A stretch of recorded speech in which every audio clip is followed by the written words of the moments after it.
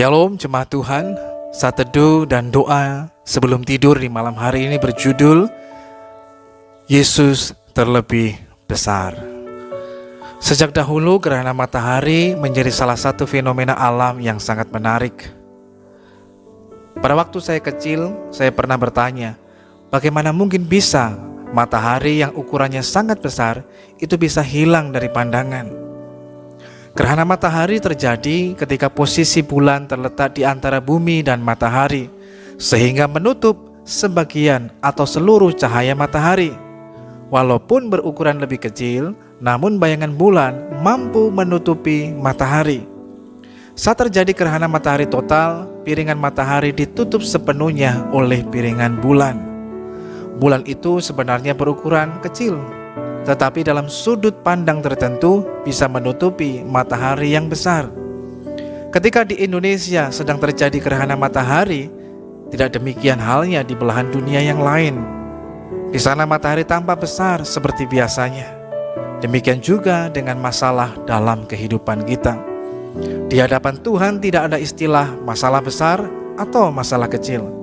Semuanya tidak bisa dibandingkan dengan kebesaran Tuhan Yesus Kristus. Kuasanya jauh terlebih besar.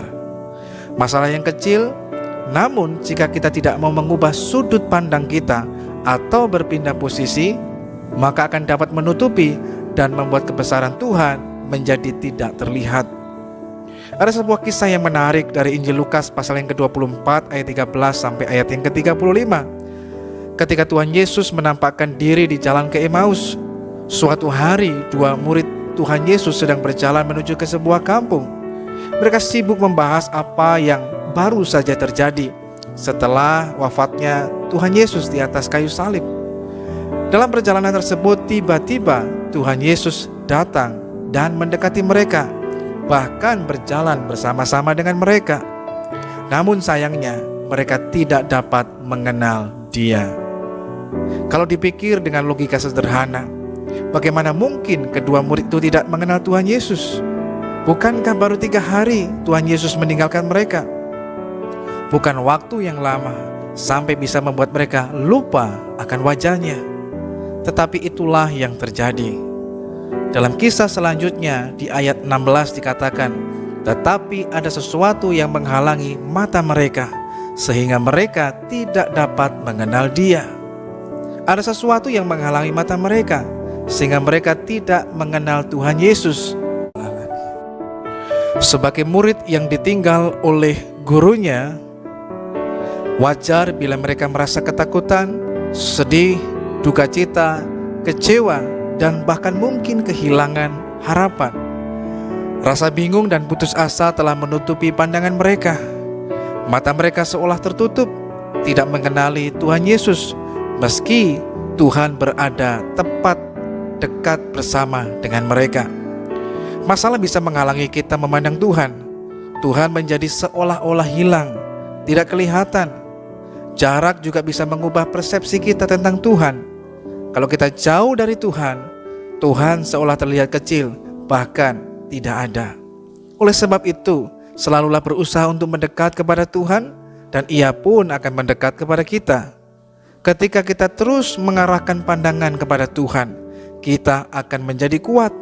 Sesungguhnya Tuhan tidak pernah menjauh. Kitalah yang berubah setia. Tuhan selalu mengarahkan pandangannya kepada kita, anak-anaknya. Kuasanya terlebih besar. Oleh karena itu, arahkan pandangan kita kepada Tuhan, maka kita bisa melihat Yesus terlebih besar dibandingkan semua masalah, pergumulan, kesulitan, bahkan pencobaan yang mungkin sementara kita sedang alami di saat ini. Mari kita berdoa.